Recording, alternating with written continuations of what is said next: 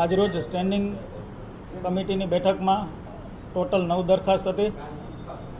તેમાંથી એક green urban પોલિસીવાળી નામંજૂર કરવામાં આવી છે અને ક્રમ નંબર 8 અને 9 એ બંને પેન્ડિંગ રાખવામાં આવી છે. પેન્ડિંગમાં એક આરોગ્યની હતી, જે ડ્રોન દ્વારા મચ્છરોનો ઉપદ્રવ અટકાવવા માટેની કામગીરી હતી, એમને વધુ અભ્યાસ માટે પેન્ડિંગ રાખવામાં આવી છે. અને એક જે જંગલેશ્વરનું ડિમોલેશન થયું તેમાં જે ખર્ચ થયો હતો નાસ્તા અને જમવાનો, તે હાલ પૂરતી પેન્ડિંગ રાખવામાં આવી છે. એમાં અંદાજિત ખર્ચ 27 લાખનો હતો. સંપૂર્ણપણે હાલ પૂરતી તે પેન્ડિંગ રાખવામાં આવી છે.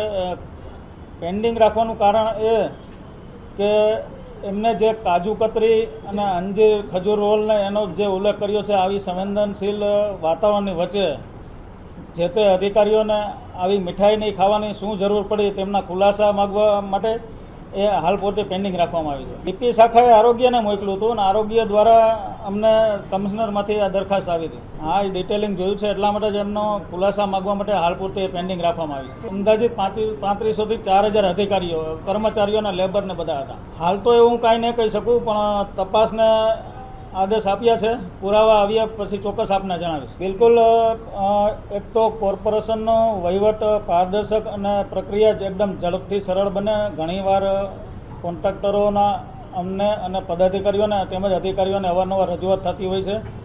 તો આ પ્રક્રિયા એકદમ સરળ અને ઝડપી બને તે માટે આ નિર્ણય લેવામાં આવ્યો છે. કોઈ પણ એજન્સી, કોઈ પણ કામ હોય, અધિકારીઓએ 2 મહિના સુધીમાં સ્ટેન્ડિંગ કમિટી સમક્ષ એમના બિલ રજૂ કરી દેવાના.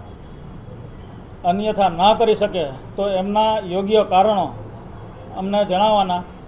સંકલનમાં બેસીને નિર્ણય કરશું કે આ કારણ યોગ્ય છે તો એ ધ્યાને લેવામાં આવશે. અન્યથા એક પણ બિલ સ્ટેન્ડિંગ કમિટી ધ્યાને નહીં લે.